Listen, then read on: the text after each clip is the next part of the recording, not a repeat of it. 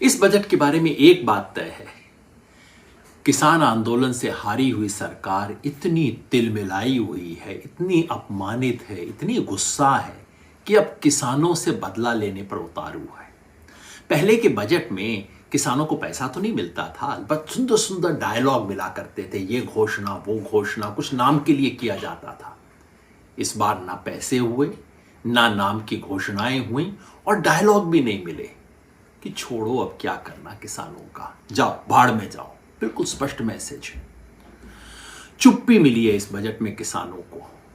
2022 वो साल था जबकि 6 साल में किसानों की आमदनी दुगना करने का काम पूरा होना था।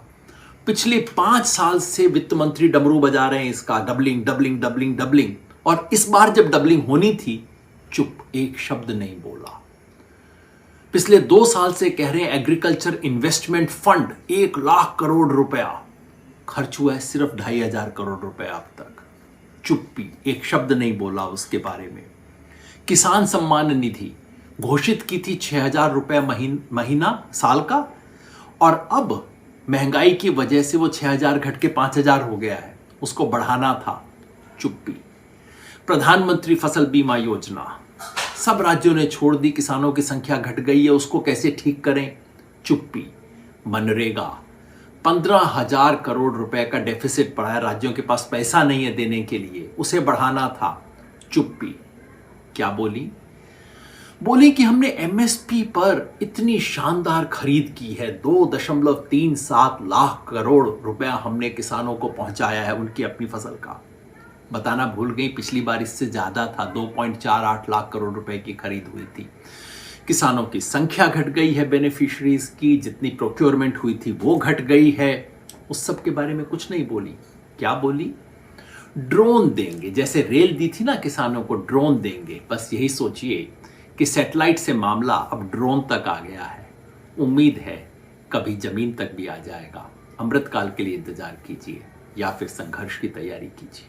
कि बहुत संतुलित बजट पेश किया है और सभी वर्गों का इसमें ध्यान रखा गया है, और एक लंबे समय के लिए भारत की अर्थव्यवस्था निरंतर आगे प्रगति की ओर बढ़े और आम लोगों को इसकी सुविधा मिले, विशेष तौर पर किसानों को इसमें बहुत ज़्यादा राहत दी गई है।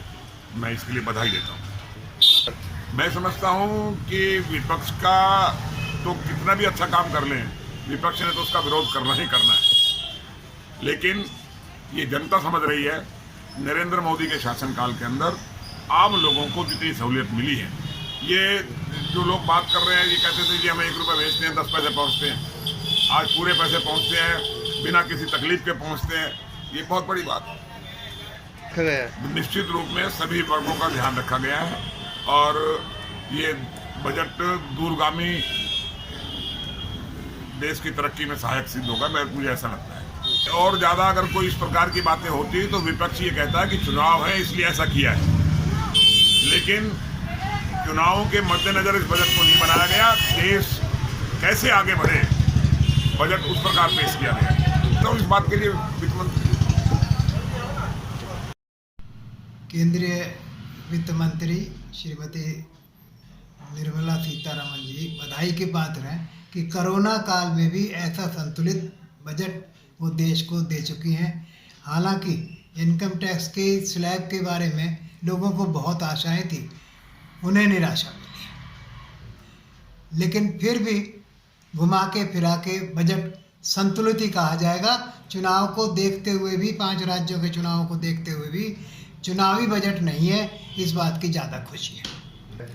सभी वर्गों का ध्यान रखा गया है। रोजगार की बात भी की गई है, 60 लाख नौकरियों की उपलब्धता भी कराई जाएगी और सड़कें बनेंगी, रेल चलेंगी।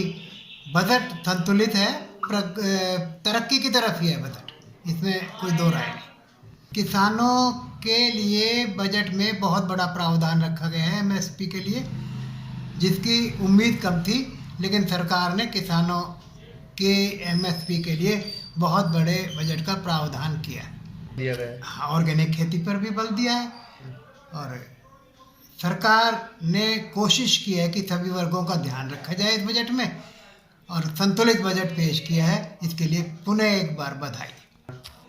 ऐसा नहीं है। विपक्ष को तो कुछ ना कुछ कहना ही है। विपक्ष ने तो अगर उस समर्थन में कहने लग जाएंगे तो फिर विपक्ष कह रहा।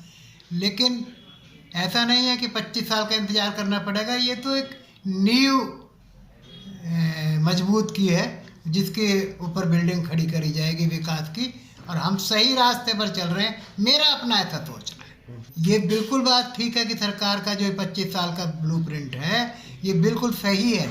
इसका रिजल्ट साल 2 साल 3 साल में देखने को मिल जाएगा जब ये शुरू हो जाएगी कार्यवाही।